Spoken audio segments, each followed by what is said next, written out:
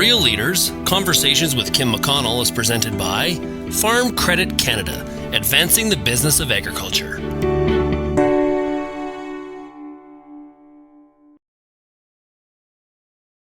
I'm with Carl Casale, the President and CEO of CHS, a leading agribusiness firm and the largest cooperative in the United States. Carl, welcome. Good to have you. Kim, thank you very much. It's a pleasure to be able to visit today. Tell us about CHS. Who are you and how big are you? You know, the company in its present form has been in existence since 1998.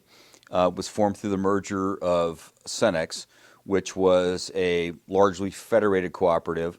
You know, individual co-ops couldn't own refineries. Collectively, they could. And it merged with Harvest States Cooperative, which was a centrally owned and managed cooperative. And the thought there was individual producers could not have the grain marketing muscle to go up against the largest grain companies in the United States, but collectively they could.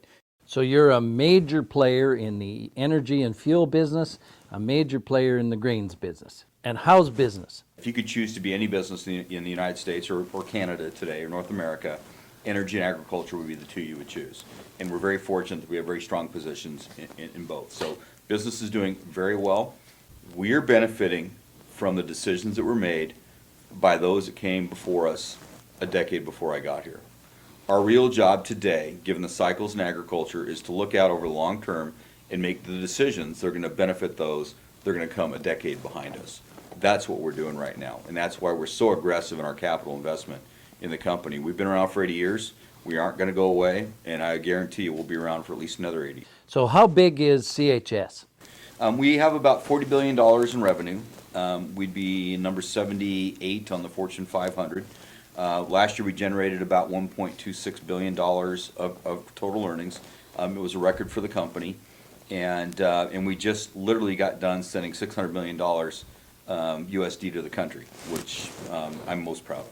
You know, when you send $600 million to the countryside, many communities, the co-op is the community. Right. And so that has a very strong effect. Can you take on the Cargills and the ADMs of the world? Within our space, we're very tough.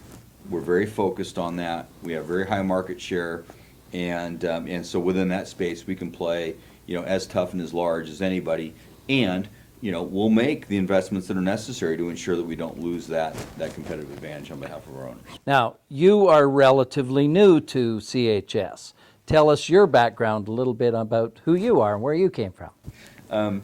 So I grew up on a truck farm in Oregon. Went to college to be a farmer, and you know, did that for a year in 1983. And in the U.S., those weren't the best times to expand an operation. And my dad said, "I love you. And you're welcome to stay as long as you can, but I'm not going to go borrow money at 18% to expand the operation."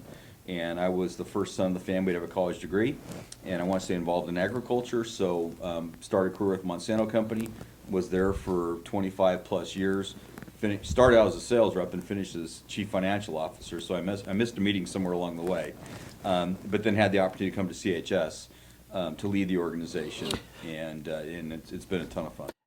There must be similarities and differences between running a global firm like Monsanto and a cooperative like CHS.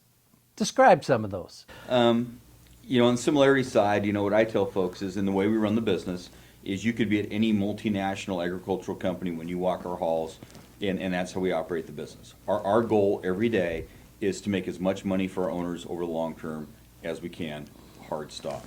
And then what we do is we figure out what investments we need to make to further create value for our owners over the long term. I call it relevance. I mean, how do we stay relevant to our owners? What does it take in order to do that? And one of our most recent projects is a nitrogen production facility in North Dakota that we'll be doing. But that's the similarity side. Really, on the uniqueness side, the quote-unquote co-op culture, I didn't find that to be, you know, perhaps as complicated as folks would have suggested. But what I would say is the management of our balance sheet is different. We operate on our owners' money. In my previous life, I used to go to New York to talk to my owners.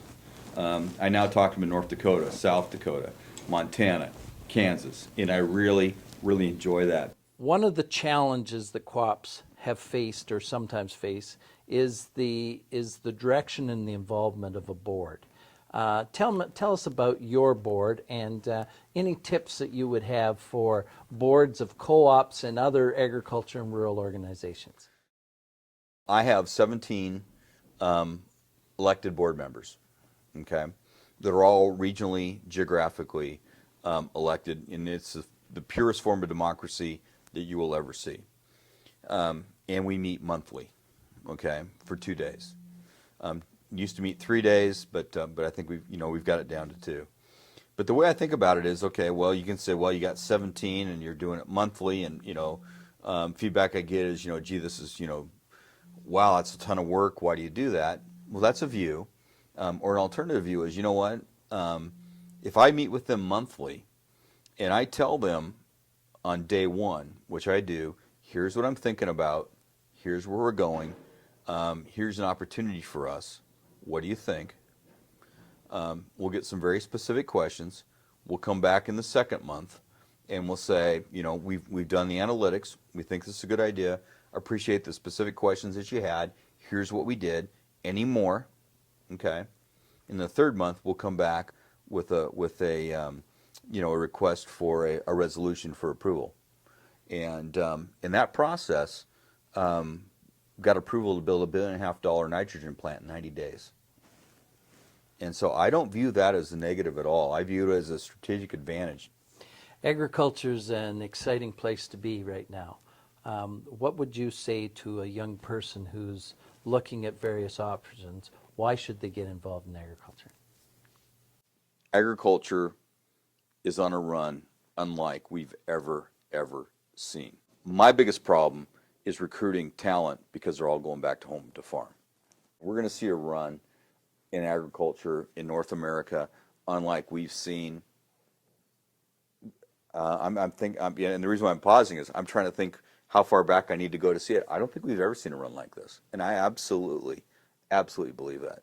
What's the vision for CHS? So we are a bit defined by who we are and who owns us, and absolutely, I view that as very positive. And we're affecting change within the company, but I view it as evolutionary, not revolutionary. So when you take a $40 billion ship and you turn the rudder 1 degree, it doesn't take very long for you to wind up in somewhere very, very different.